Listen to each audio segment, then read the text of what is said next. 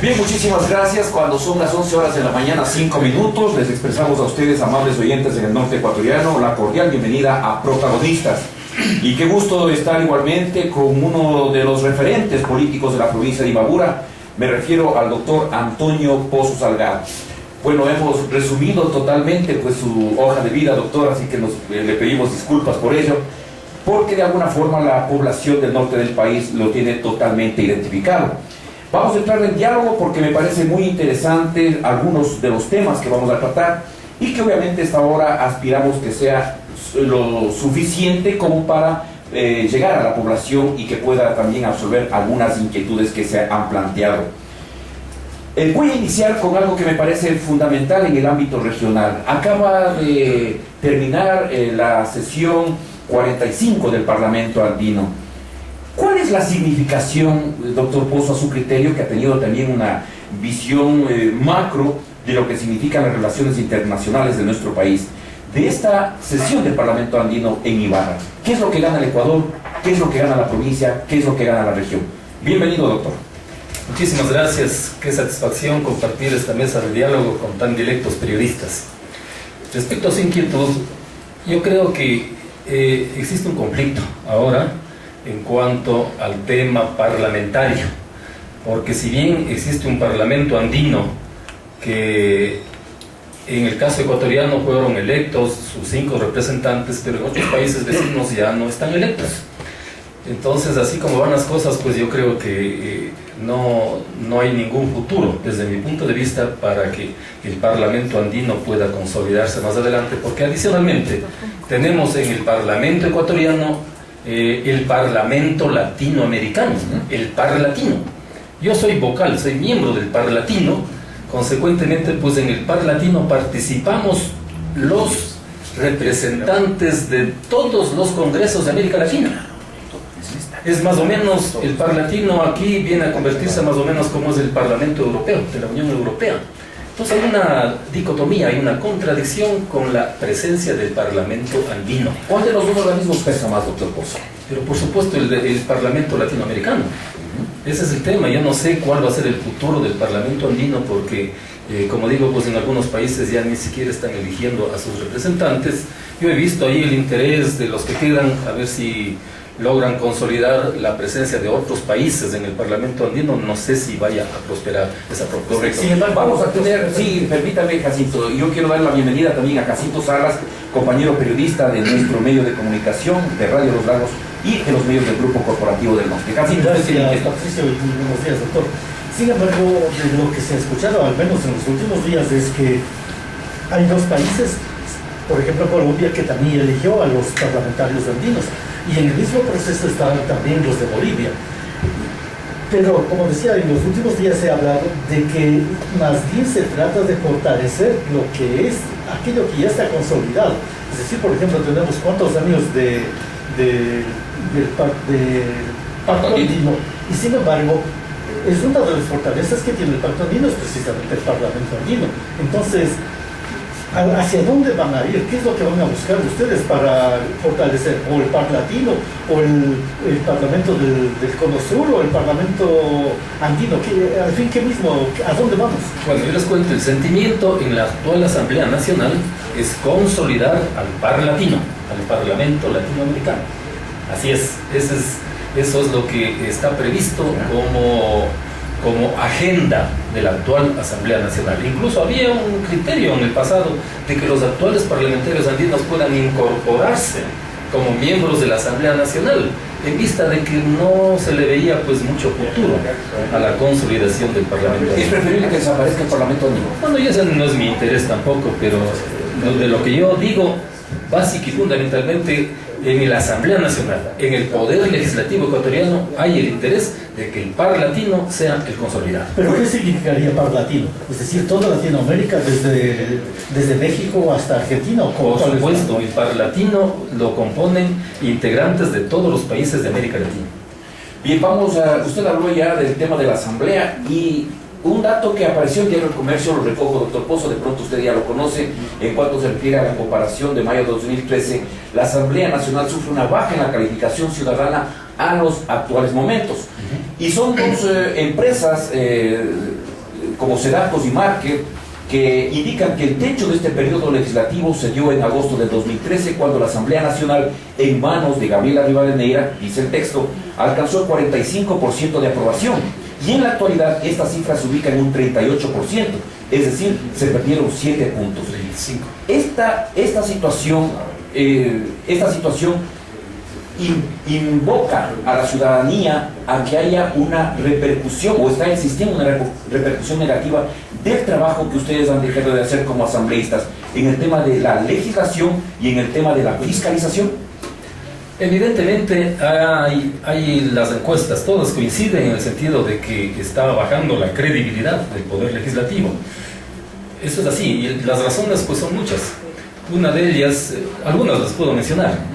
Primero que en la actual Asamblea Nacional no hay mayor debate. Las propuestas de carácter legislativo fundamentalmente vienen del Ejecutivo. Cuando hay propuestas que vienen desde los sectores que no somos directamente gobiernistas, la mayor parte de esas propuestas se archivan.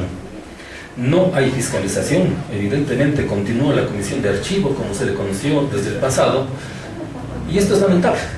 En el caso muy particular mío, incluso la presidenta actual ni siquiera me da la palabra, y cuando tengo la oportunidad de hablar me corta la palabra. Yo creo que no le pasa la resaca. En el tema de Unidos, pues, eso, si no me equivoco, doctor. No le pasa la resaca de la pérdida electoral del pasado 23 de febrero. Eso es lamentable porque... Es decir, que se confirmaría de alguna manera lo que piensa la ciudadanía, la percepción de que la Asamblea es una especie de apéndice del Ejecutivo. Bueno, eso dicen todas las encuestas de opinión, y uno de los aspectos, criterios de la gente para calificar en esa baja que va alcanzando la Asamblea, es uno de aquellos criterios de que la absoluta mayoría, por no decirle la totalidad de proyectos, vienen desde el Ejecutivo. Y la mayoría de ellos pues con proyectos de carácter económico y urgente, que hay muy poco tiempo para debatir. Y lamentablemente es así. Mire, ayer por ejemplo, se planteó un debate sobre el tema de los estudiantes que están presos, y la mayoría no dio paso a eso. A mí me parece lamentable este tipo de cosas. Eso, bueno, volviendo al tema de la Asamblea, doctor Pozo, ¿qué es lo que han hecho en cambio los que aparentemente no están en la línea del gobierno al interior de la Asamblea? Usted lo ha dicho, yo no soy gobernista, para recuperar la imagen que antes tenía el Parlamento. Usted mismo en un momento dado ocupó una de las altas dignidades del Congreso Nacional. ¿Se ha perdido credibilidad? ¿Se ha perdido sobre todo confianza en la comunidad, en la colectividad? Pues digo, son muchos factores los que están incidiendo en esto, ya lo hemos analizado algunos de ellos, pero lamentablemente pues no hay correctivos desde mi punto de vista para que se pueda recuperar una vez más los niveles de credibilidad. Y esos correctivos tienen que ser mayor debate, atender los requerimientos en la elaboración de la ley. Aquí se hace al revés. La elaboración de la ley debe salir desde las bases sociales. Acá es al revés, vienen básicamente desde el Ejecutivo y luego se hace un proceso de socialización en determinados sectores muy minoritarios de la población. Entonces eso pues es lo que no permite que esa credibilidad vaya logrando mejores niveles de aceptación. Estos son los temas que preocupan en el ámbito ciudadano. El tema, por ejemplo, de la fiscalización no son los temas muy graves, porque la función más trascendente del legislador es legislar y fiscalizar. Pero sin embargo se maneja mucho el término de fiscalizar, y entonces usan una serie de acuerdos, digámoslo así, y otra serie de manipulaciones para decir que la fiscalización no debe ser como era en tiempos de la partidocracia y que usted mismo vivió. Entonces ahora hay que ser muy tolerantes, hay que primero conversar, y hay que decir qué es lo que está pasando y qué es lo que está sucediendo, para luego calificar y decir que hay que pasar la fiscalización. Eso precisamente es lo que es inadecuado, porque hay una cantidad de filtros que se han puesto para poder iniciar. Porque no hay un juicio político ya 8 años. Así es, esa es la verdad. Yo les cuento una experiencia muy particular. Yo soy miembro de la Comisión de Asuntos Internacionales. Cuando hubo los problemas álgidos en el tema de Assange, el tema de Snowden, el tema de nuestra embajada en Londres, etc., yo había pedido que el canciller, que de paso es mi buen amigo, Ricardo Patiño, acuda a la Asamblea a dar una información ampliada de lo que está ocurriendo en esta temática internacional, y se me coartó esa posibilidad. Me dijeron que quiero hacer propaganda mediática. Ese tipo de argumentos yo creo que no vienen al caso. No vienen al caso. Yo solicitaba simplemente un tipo de información, que comparezca el canciller para que nos ilustre a todos qué es lo que estaba pasando en la temática internacional, lo cual era legítimo, en un proceso que ni siquiera era juicio político, ni una comparecencia para fiscalizarle, para nada. Hay una falta de observación. Hay una falta de tapar lo que sucede. No sé si eso sí exista, pero hay una cantidad de filtros. Sin embargo, ha habido grandes escándalos. Aquí tenemos el tema de Usaga, aquí tenemos el tema de los comecheques, el tema de Pedro Delgado, una cantidad de cosas. De la embajada de Europa también. Pues, por supuesto, que ameritan definitivamente pues, procesos serios de fiscalización, pero lamentablemente eso no prospera. ¿Hasta dónde llegan ustedes como legisladores que no están considerados alzamanos al interior de la Asamblea? ¿Hasta dónde? Porque en un momento dado usted igualmente señaló de que las reformas que se están haciendo al interior de la Asamblea son simplemente cosméticas. Y eso es grave, porque ¿qué es lo que está esperando el Ecuador de la Asamblea Nacional? Mire, la Asamblea yo creo que tiene altos y bajos. Se han aprobado también aspectos importantes, leyes fundamentales para el país. Por decirles algo, pues la ley de aguas recientemente aprobada, la ley de consejos de igualdad, la problemática, cierto es, y compleja hasta ahora, ley de comunicación. Hay leyes importantes, otras que están en curso, la ley de tierras, la ley de culturas. Hay otro proceso que yo diría positivo, no hay esos escándalos del pasado, los cenicerazos, recordaremos, ¿no? Ese tipo de enfrentamientos, eso sí se ha terminado. Pero aparte de eso, pues tenemos la complicación que acabamos de señalar. ¿Cuáles son las reformas cosméticas a su criterio? Bueno, los temas cosméticos, por ejemplo, es en el tema de reformas de la Constitución Política del Estado, que están pendientes de un informe que debe presentar la Corte Constitucional. El fondo de todo ese proyecto de 17 enmiendas así llamadas, porque para mí no solamente son enmiendas, también hay reformas, es la reelección indefinida, por supuesto. Pero hay otras cosas que son realmente cosméticas. Por ejemplo, cambiar una palabra que en vez de provisional hay que poner previsional, porque hubo un error de los legisladores de Montecristi. Otro tema de que hay que asignar con una palabrita adicional para que las Fuerzas Armadas también se dediquen a seguridad ciudadana, entre otros temas. Pero hay temas de fondos donde ya se topan derechos y garantías ciudadanas que ya no son cosméticas, esas sí son profundas porque tienen que ver con la estructura fundamental del Estado. Dentro de la estructura fundamental del Estado, ¿le interesa al país este tema de la reelección inmediata, doctor José? Bueno, es el tema que está en el gran debate. Todo depende de cómo vaya a pronunciarse la Corte Constitucional, que todavía no tiene una resolución al respecto. Ustedes saben que hay un pedido por parte de la mayoría oficial que se tramite en ese proyecto de las 16 llamadas enmiendas, pero no existe ese pronunciamiento. No sabemos qué va a decir la Corte. La Corte podría decir son enmiendas, unas, otras son reformas, y si son reformas ameritan una consulta popular. Pueden decir incluso si amerita la instalación de una nueva asamblea constituyente. Todo eso puede ocurrir, porque los artículos de la Constitución tienen varias alternativas en estos casos. Hasta el 2007 habrá sorpresas de todo caso. Puede haber sorpresas, evidentemente. Nosotros como avance hemos dicho que no es prioridad absoluta para nosotros el tema de la reelección indefinida, porque hay tiempo para discutirlo, En todo caso, pues todo depende también de una decisión que pueda adoptar el señor presidente Correa, que todavía no ha tomado ninguna determinación a ver si corre o no en las elecciones presidenciales del 17. Para darle paso a Jacinto, doctor Pozo, el tema de la reelección indefinida en el caso del presidente de la República debe ser un tema tratado diferente al tema de las otras autoridades. No, porque si van a tratar pues el tema de la reelección indefinida no puede ser con una dedicatoria tan especial para una persona, como también hay otro tipo de dedicatorias en esas enmiendas, de que se rebaje la edad para poder ser dignatario nacional. Eso también es hecho a la costura, a la medida, a lo mejor para que pueda ser candidata o la señorita Bonilla o la señora Gabriela Rivadeneira, claro, para bajar la edad a 30 años, para poder ser mandatarios. Parece que es la percepción también de la ciudadanía, es decir, se están haciendo leyes, como bien lo dice usted, ajustadas, casi dijéramos a la medida.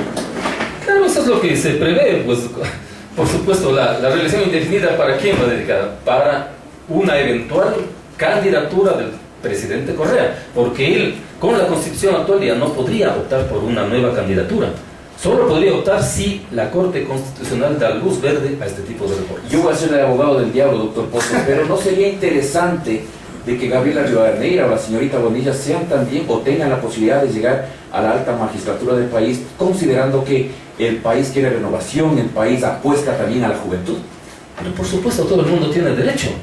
Todo el mundo tiene derecho. ¿Y por qué nos espantamos entonces? Sí, por eso, todo el mundo tiene derecho. Todo depende de cómo nos vayan las urnas.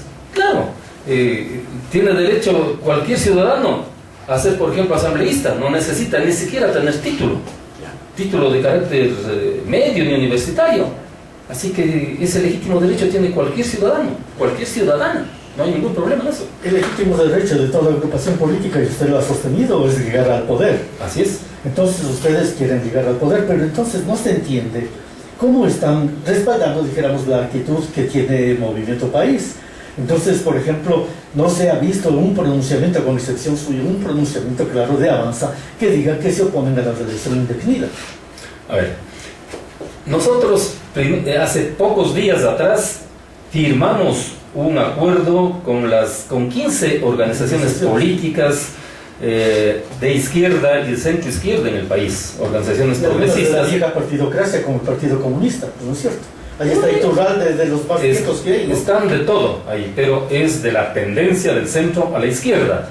Es un hecho para mí inédito, histórico, fundamental, importante para frenar a este eventual reencauche de la derecha neoliberal que están buscando reencaucharse en esta etapa. Así es.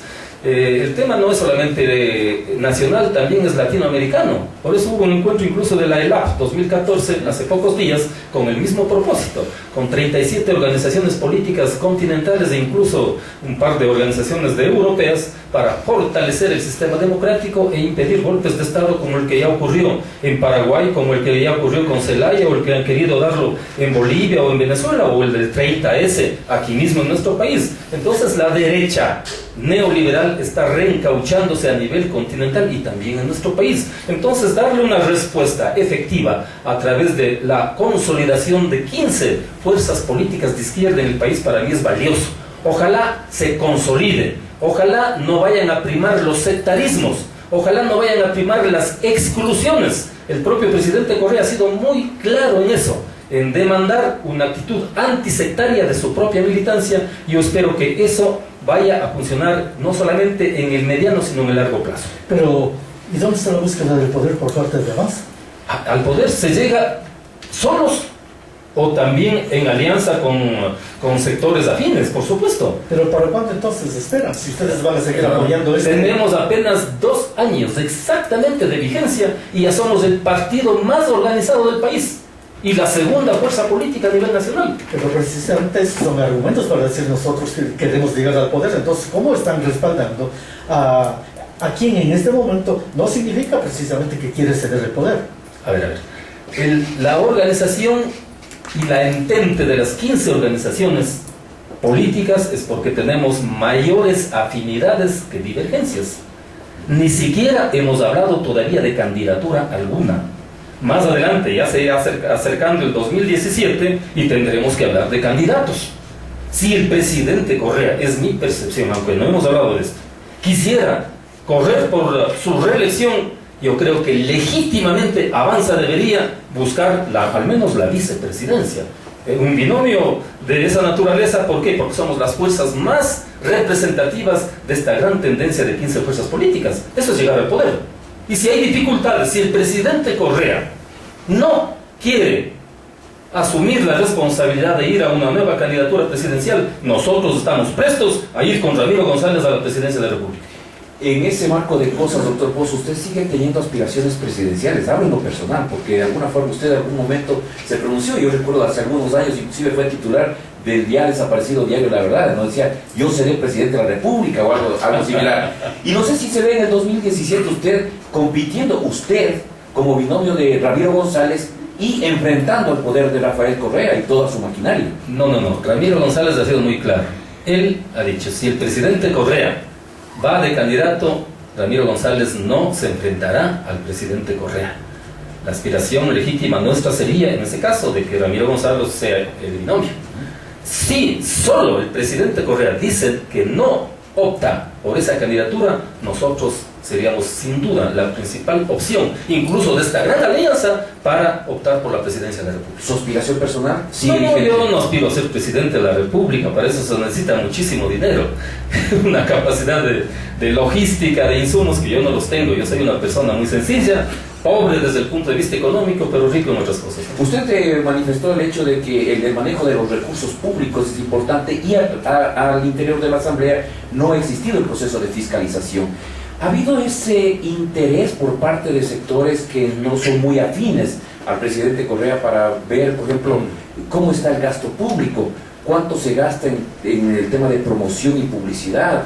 ¿Cuánto se gasta en llevar toda esa maquinaria a las sabatinas? ¿Ha habido algún interés en ese sentido? Mire, sobre todo los sectores de oposición tienen gran información sobre estas temáticas. Y no solamente ellos, yo también. Pero por supuesto no hay el interés profundo de ingresar a procesos serios de fiscalización. Eso es evidente. No ha habido un solo juicio político en el actual gobierno. Eso todo el mundo lo sabe.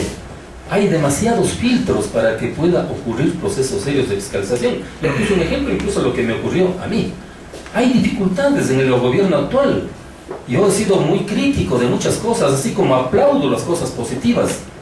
¿Cómo no aplaudir, por ejemplo, la inmensa obra pública que existe ahora? La red vial, las inversiones grandes, cuantiosas en salud, en educación, las becas para que estudiantes vayan a formarse en el exterior. Eso es evidente. La atención a los sectores con discapacidades.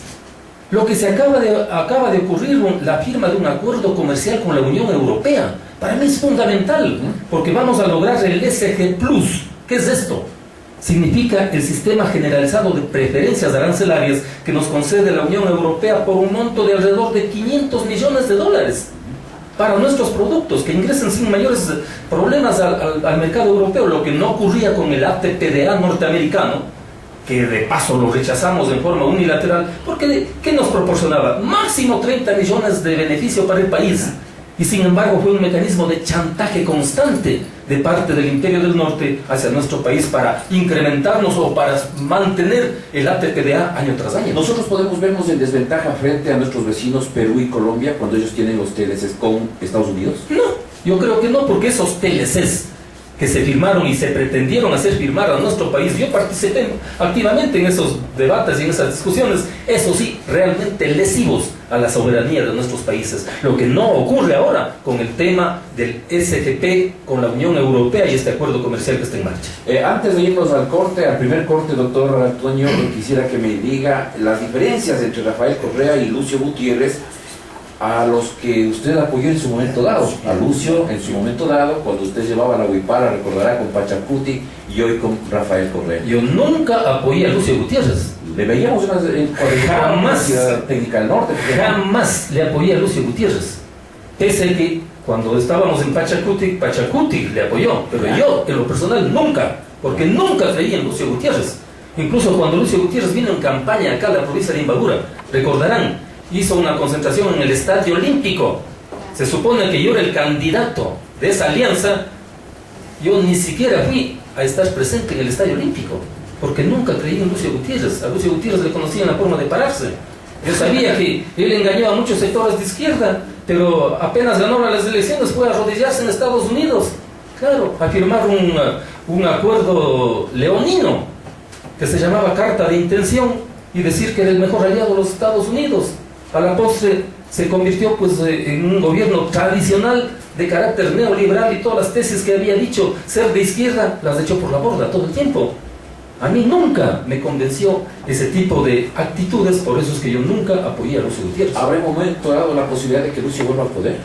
Yo creo que no, definitivamente. Yo pienso que ya Lucio Gutiérrez pues pasó su época histórica. Él salió sumamente golpeado del poder, sacado por la gente, por las marchas de más de 200.000 gentes que acudíamos en Quito. Yo estaba al frente, incluso con el propio Rafael Correa. en las marchas en Quito para la salida de Lucio Gutiérrez del poder. Correcto. Vamos al primer corte cuando son las 11 horas de la mañana, 30 minutos, y enseguida volvemos con más en esta interesante comparecencia del doctor Antonio Pozo Salgado, asambleísta de Avanza en la Asamblea Nacional del Ecuador. Bien, muchísimas gracias. Retornamos al diálogo con el doctor Antonio Pozo Salgado, y hablando de preguntas, sí, nos llega una pregunta a nuestra mesa de redacción, doctor Antonio Pozo, y dice: ¿será posible la alianza con país en la provincia de Imbabura? Aparentemente hay brechas muy profundas que no permitirían esa posibilidad. Y un poco complementaría esta pregunta indicando de que ustedes, de acuerdo a lo que ha manifestado en el inicio de esta entrevista, el referente que ustedes tienen como Avanza es entendimientos con Rafael Correa como presidente de la República. Pero ¿qué pasa, por ejemplo, con el gobernador, los exalcaldes de la provincia, la dirigencia de país en la provincia? Bueno, todo el mundo sabe que en la última campaña electoral pues hubo una polarización de las elecciones en Imbabura entre verdes y azules. Así fue. Ganamos nosotros las elecciones, somos la primera fuerza política en Imbabura, evidentemente. Luego de una campaña muy dura, donde hubo incluso roces muy fuertes en algunas ocasiones, el propio presidente vino acá y en Cotacachi nos dijo: nosotros arrimaditos de la 8, y eso pues a la postre creo que les costó también, entre otras cosas, la pérdida electoral que tuvieron. Pero yo creo que las elecciones ya pasaron. Ya he dicho yo, al menos pienso que las coincidencias que tenemos en el ámbito ideológico entre Avanza y Alianza País son más fuertes que las divergencias. Por eso es que estamos concluyendo en la firma del acuerdo Unidos, donde estamos Avanza, Alianza País y 13 organizaciones políticas más. Y es probable que tengamos divergencias más profundas, incluso cuando ya hablemos del proceso electoral que se avecina en el 2017. Pero yo también aspiro de que hasta esa fecha, faltan casi 3 años, podamos ir corrigiendo las falencias, los sectarismos, las exclusiones, y más bien vayamos integrándonos, pensando en el futuro de Imbabura y pensando en el futuro del país. Si vamos a consolidar una alianza a nivel nacional, eso debería replicarse incluso en todas las provincias. ¿Qué les asemeja? ¿Cuáles son las coincidencias con el Movimiento País? ¿Y cuáles son las divergencias? ¿Cuáles son aquellas que verdaderamente servirían para identificarles a ustedes y para diferenciarles del país? A ver, hablando de coincidencias, yo creo que en ambos sectores estamos luchando por una tesis que es la construcción del socialismo en democracia. Eso es lo que nos unifica. Llaman en unos casos socialismo del buen vivir, para nosotros el socialismo democrático, otros llaman el socialismo del siglo XXI, etcétera.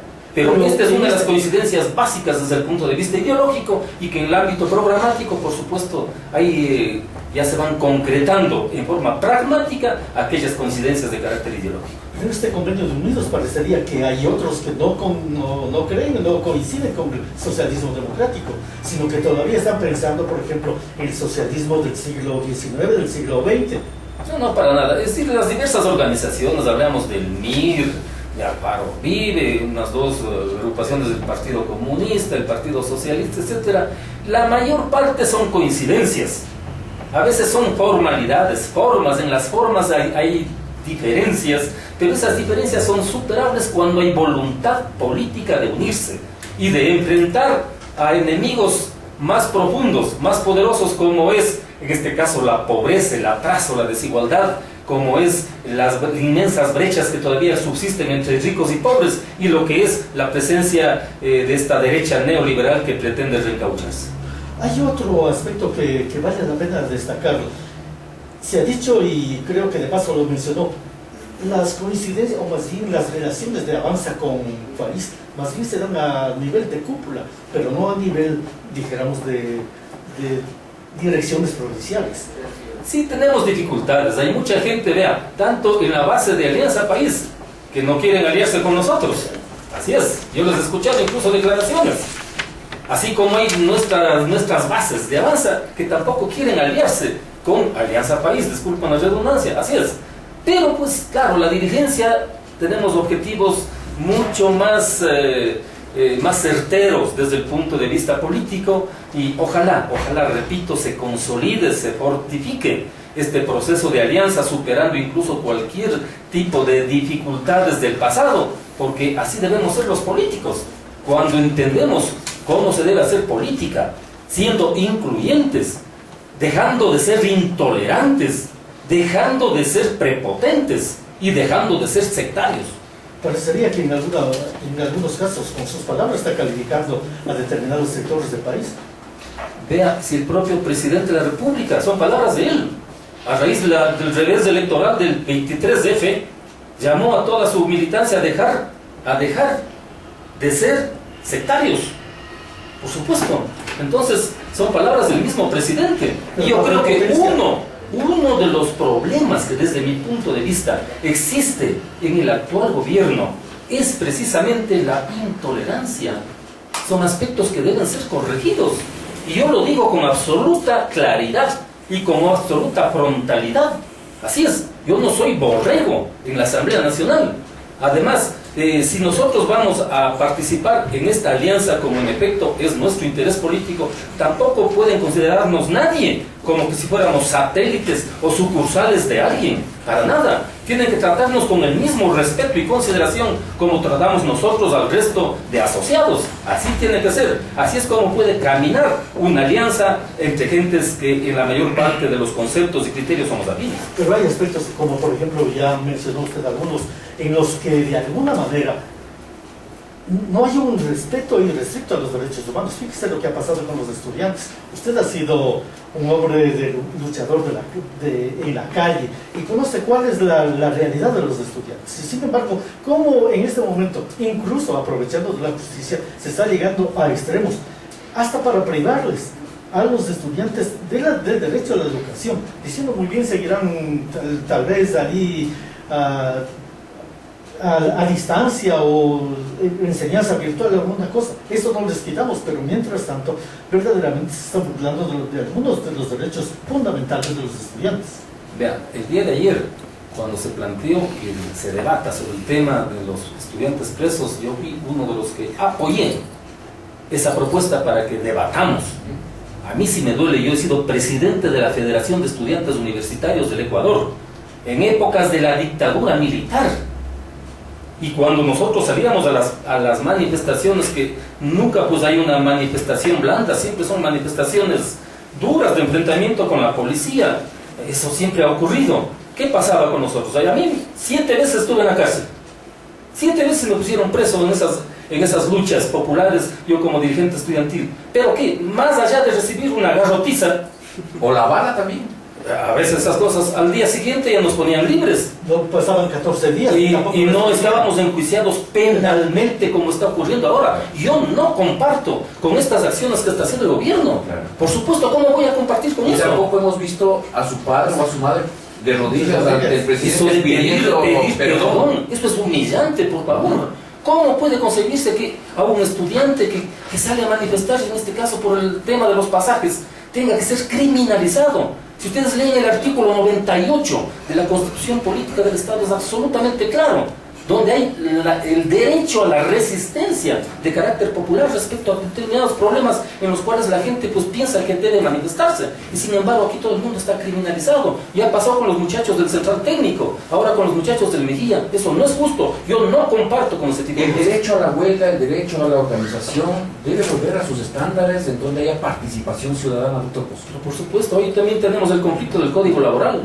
Si eso, entre otras cosas, motivó la gran movilización del 17 de septiembre. Por supuesto que sí. Claro, pues hay un código laboral que en buena parte de sus contenidos es atentatorio al derecho de los trabajadores. Un gobierno que se llama de izquierda, que lucha por el socialismo, no puede definitivamente afectar los derechos inalienables de los trabajadores en este país. Dicen que una golondrina no hace verano. Los 100 votos que hay al interior de la Asamblea Nacional a favor de los verdes del país, ¿está reflejando, usted le escuché en algún momento, una dictadura del voto al interior de la Asamblea? ¿Se ratifica en ello? Bueno, lo que pasa es que tienen esa mayoría absoluta, pues, y es súper calificada. Con los 100 votos pueden incluso reformar la Constitución sin necesitar de nadie más. De nadie más, y en efecto no nos necesitan ni a nosotros, pese a que en la mayor parte de acciones somos aliados. Porque nunca nos consulta, somos 5 asambleístas de Avanza, pero nunca nos han convocado ni siquiera a una reunión, pese a que es obligatorio llamar a reuniones de coordinación con los jefes de bloque. Por parte de la Presidenta eso nunca ha ocurrido, ya cerca de 2 años de administración del Parlamento. Eso nunca ha ocurrido. Nuestros proyectos de ley son archivados Nosotros presentamos, por ejemplo, este proyecto tan importante para que a los estudiantes, un proyecto de tecnológico educativo, a los estudiantes se les entreguen las tablets. Claro. Nos archivaron, sin embargo el presidente Correa recoge la iniciativa nuestra y dice que va a entregar 1 millón de tablets a los estudiantes. La famosa mochila digital. La mochila digital. Yo saludar como el que más la actitud del presidente como tal. Pero los señores en la asamblea nos archivaron nuestro proyecto. ¿Alguien identifica como alguien que no quiere o que bloquea definitivamente estas iniciativas suyas? No sé, porque ¿hay alguien que intenta yo no creo que existe así personaje alguno, porque el tema es igual con los sectores de oposición. Ningún proyecto de la oposición tampoco pasa, todos son archivados. Nosotros, repito, sin ser de oposición, más bien siendo aliados en la mayor parte de acciones, también se nos archivan los proyectos. Ahora mismo estoy impulsando un proyecto de reformas a la Ley de Educación Superior y ya veo voces que van a pretender archivarlo, más allá de la justeza de esa propuesta que está encaminada a ampliar un poquito el plazo para que los docentes universitarios puedan tener doctorado PhD, que no lo van a alcanzar a cubrir en el 2017, so pena de que sean degradados, bajados de categoría. Eso es injusto. Qué difícil. Tenemos otra pregunta, doctor Pozo. Dice, el presidente dice no a los mismos de siempre, no a la partidocracia, no al socialismo del pasado. Dice que va a liquidar o terminar con todo esto. ¿Usted es de los buenos asambleístas, doctor Pozo? ¿Está de acuerdo con la tesis de Correa? Pero por supuesto, no queremos volver a ese pasado denigrante, a ese pasado de la vieja partidocracia que tanto daño le hizo a este país, donde no había ningún grado de regulación, por ejemplo, del sistema financiero. Por eso la debacle de la época de Maguad con el periodo bancario. Ahora vamos a corregir eso con la ley, con el Código Orgánico y Monetario que aprobamos recientemente, que es una buena ley. Ahí vamos a controlar y regular al sistema financiero. Vean lo que no pueden regular ni siquiera en Estados Unidos.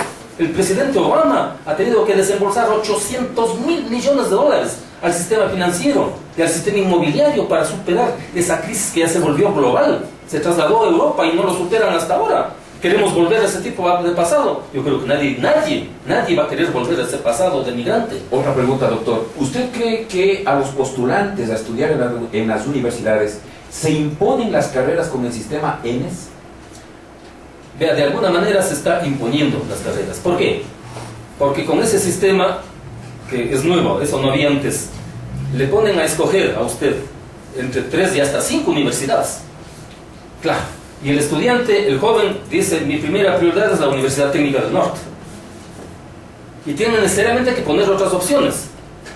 Pero si va que quiere ingresar a enfermería de la Universidad Técnica del Norte y aparentemente están llenos los cupos, le mandan a estudiar en Chimborazo, en Ambato.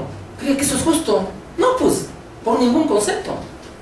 La gente tiene que estudiar donde tiene posibilidades de hacerlo, donde está su familia, que le puede socorrer, que le puede ayudar. Los estudiantes, generalmente, cuando hemos sido estudiantes, usted, cualquiera de nosotros, carecemos de todos los medios económicos. Claro, que hacemos el bolsillo. Claro, pues a veces íbamos a la escuela o al colegio o a la universidad apenas con los pasajes de ida y de regreso. Entonces, eso es inhumano, que se siga pues con ese tipo de mecanismos que no ayudan a consolidar un buen proceso educativo en el ámbito superior al menos. Patricia dijo una golondrina lo hace verano. Parece que usted es la voz de quienes de alguna manera de Avanza están en oposición a algunas posiciones del movimiento país.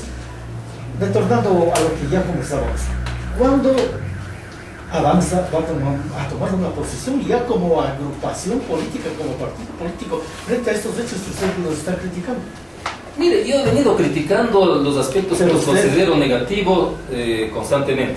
Ya, todo el bloque parlamentario de Avanza, la semana anterior, no votamos por el proyecto de reformas a la ley del IES y del Banco del Estado para que los fondos privados previsionales pasen a manejo del BIES. No votamos por eso, todos.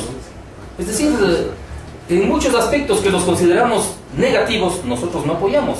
Pero la mayor parte de cosas las hemos venido apoyando. Yo he sido sin duda uno de los más críticos. Yo he compartido, por ejemplo, el contenido del COI, el Código Orgánico Integral Penal, que para mí es populismo penal, porque incrementando las penas no es que se arreglan los males sociales de este país, para nada. Eso se llama populismo penal. Yo no voté por eso. No voté por eso, así como no voté por el presupuesto general del Estado último. ¿Por qué? Porque ahí se estaban restringiendo 180 millones de dólares a las universidades. ¿Cómo voy a votar por eso? Si está afectando a la academia de donde yo provengo. Yo no puedo justificar ese tipo de cosas. Pero esa posición suya trasciende, o sería mejor que sea en un determinado momento que Avanza como partido político, como colaborador del gobierno de Correa, se pronuncia y diga, esta es la posición de Avanza, no estamos de acuerdo con eso. Bueno, eso hemos dicho. Yo al menos tengo esa voz así crítica, y por ser crítico a mí nadie me sanciona, ni me van a tapar la boca, como ha ocurrido en otros casos, que le sancionan a asambleístas porque tienen divergencias en determinados temas, no les permiten hablar ni siquiera por teléfono. A mí nadie me va a tapar la boca. Yo no tengo ni rabo de paja ni pelos en la lengua. Y a mí me eligió el pueblo para que lo defienda, para actuar con altura, con capacidad, con dignidad, no para ir a calentar el asiento, ni convertirme en un vulgar borrego en la asamblea. ¿Eso no es ir en contracorriente de Rafael Correa? Del No, gobierno? para nada, porque mis críticas yo creo que son muy constructivas. Además, lo que pasa es que yo soy frontal.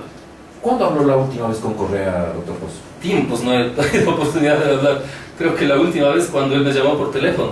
¿Ya? Sí, pero eso ya es hace mucho tiempo atrás, cuando me pidió que yo encabezara la lista de asambleístas por Imbabura, cuando yo ya no podía hacerlo porque estaba comprometido con Avanza. Claro que sí.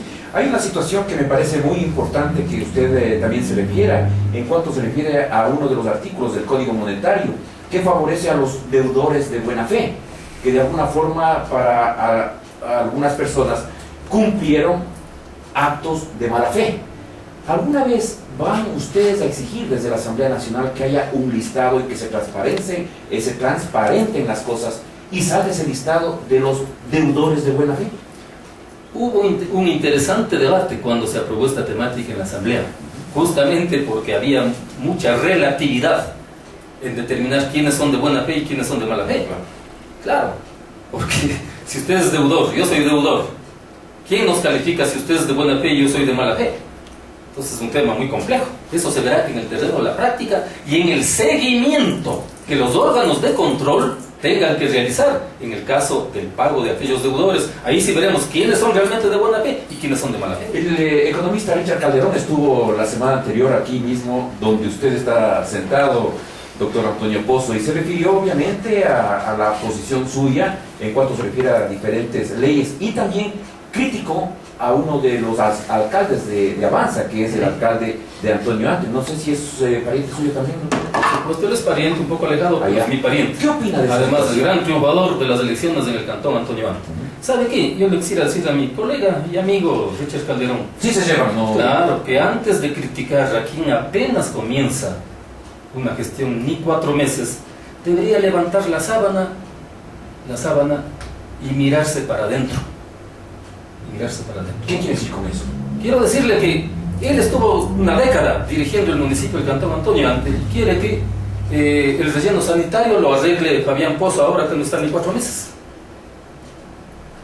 En esa década ni siquiera se arregló el problema del agua potable, que es el problema más grave que afronta Antonio Ante.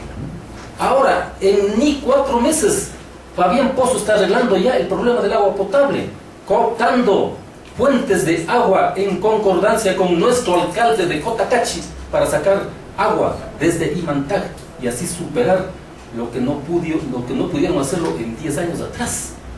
Mire usted, por eso digo, hay que mirarse para adentro. No es que los problemas se arreglen en el Cantón Antonio Ante arreglando solamente la calle principal, la General Enríquez, y el parque arreglándole 2 veces, una sobre otra, porque la primera estaba mal hecha. ¿Quién dejó destruyendo el mercado central de Atuntaqui? Ahora lo está arreglando Fabián Pozo en apenas ni 4 meses.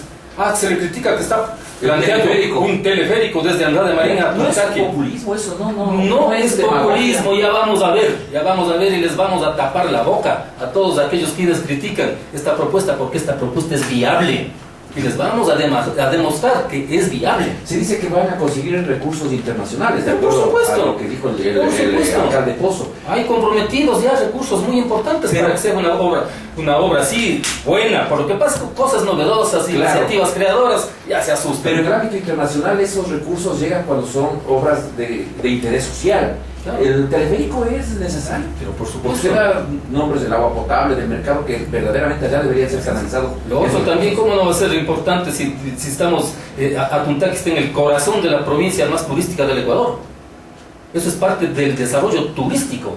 ¿Cuál es la principal riqueza de Imbabura? El turismo, la industria del turismo. Eso genera el 80% de la riqueza en Imbabura. Eso lo sabe todo el mundo. Consecuentemente, este proyecto se enmarca en eso. Doctor, estamos llegando ya a la parte final. Mire cómo ha transcurrido el tiempo y tenemos todavía una cantidad de preguntas que hacerle. Hay que hacer un programa, ¿sí? Pero por supuesto que sí. Ya que estamos aterrizando la provincia, hay uno de los proyectos estrella del gobierno que es Yachay, o Yachay. Pero ¿qué es lo que está representando Yachay para Imbabura? Hay la impresión de que Yachay es simplemente una república autónoma que se asienta en Urcuquí y que no significa nada para la provincia. Miles de millones que se invierten, pero solamente se invierten en infraestructura. Ni siquiera los que están participando como constructores, los que proporcionan la comida son imbabureños. Es decir, hay aspectos que ciertamente no se entienden. Y además, tomo las palabras de Arturo Villavicencio, que usted debe conocerla, dice: todo es muy confuso, falta de transparencia absoluta. ¿Cuánto se va a invertir? ¿En qué? ¿Cuáles son las etapas? ¿Cuál es el papel del resto de universidades?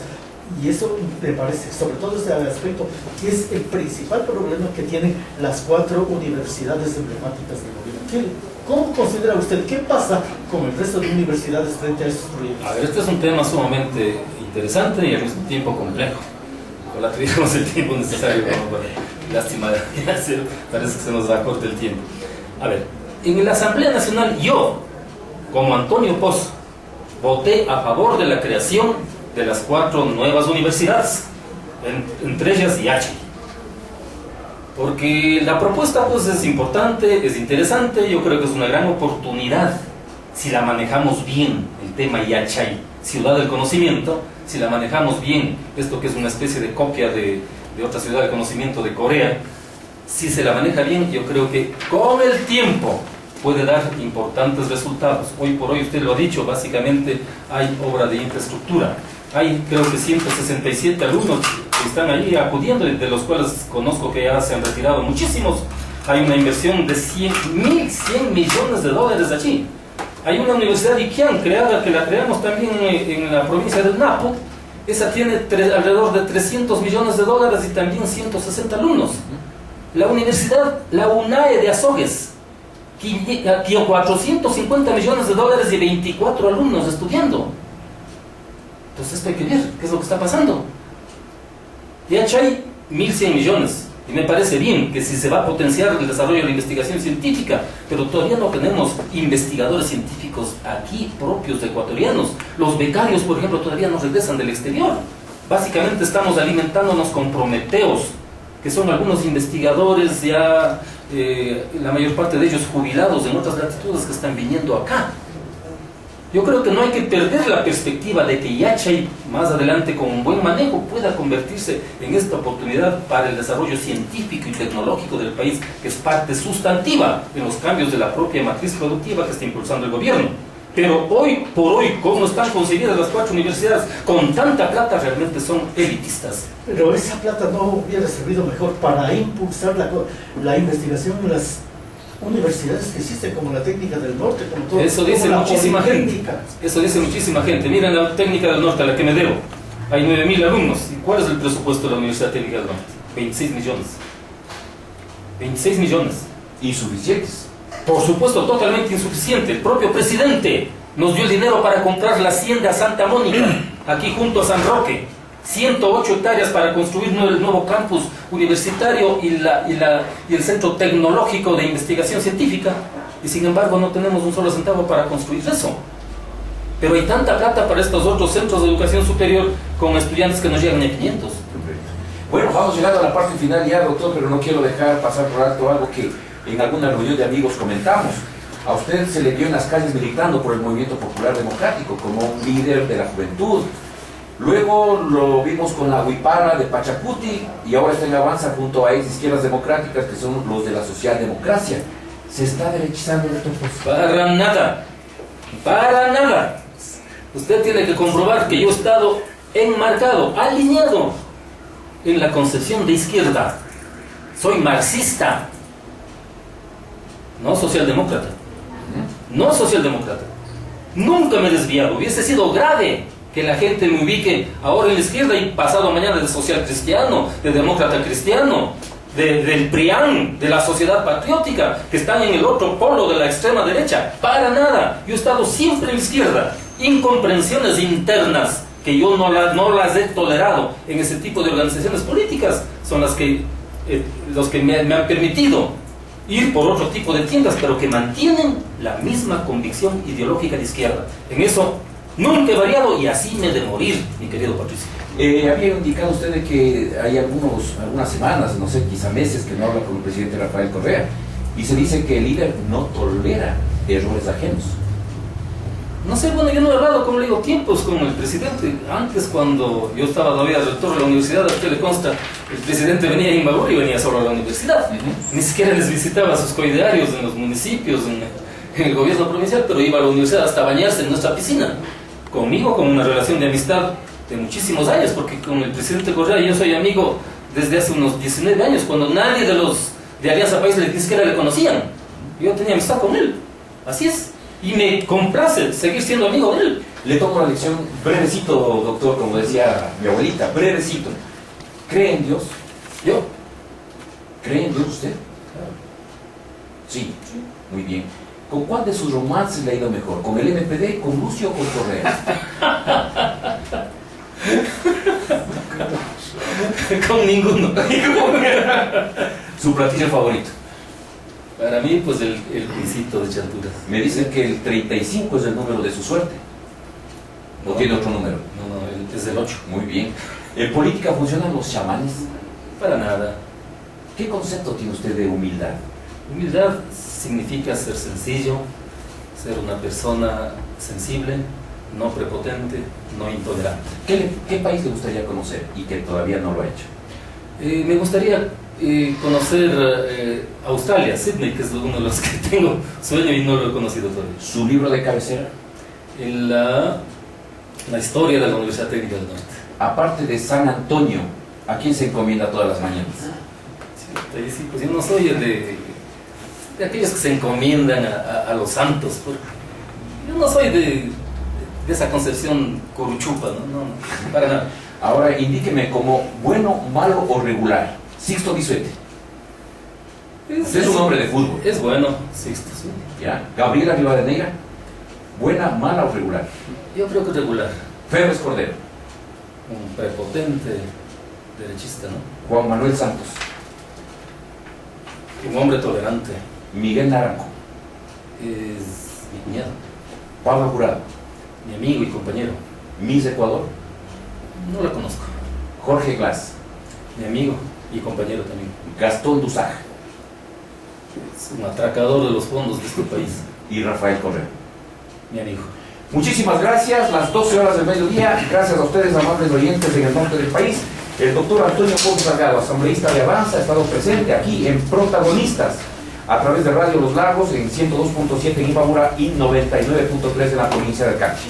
Carlos Mantilla, terminamos contigo. Hemos llegado al final de esta nueva programación de Protagonistas, el más importante espacio de información y opinión. Su sintonía ha sido nuestra mayor satisfacción. El agradecimiento formal al doctor Antonio Pozo Salgado, nuestro protagonista de hoy, así como al doctor Patricio Pérez y licenciado Jacinto Salas, destacados periodistas de nuestro medio. Esperamos contar con ustedes, amigas y amigos, el próximo viernes 10 de octubre desde las 11 horas con otra entrega de Protagonistas, en la que estarán presentes la doctora Rocío Cachimuel, presidenta de la FISI en nuestra provincia, y el licenciado Iván Pavón, destacado docente y dirigente afroecuatoriano. Hasta siempre, amigas y amigos. Protagonistas se despide de ustedes. Buenas tardes.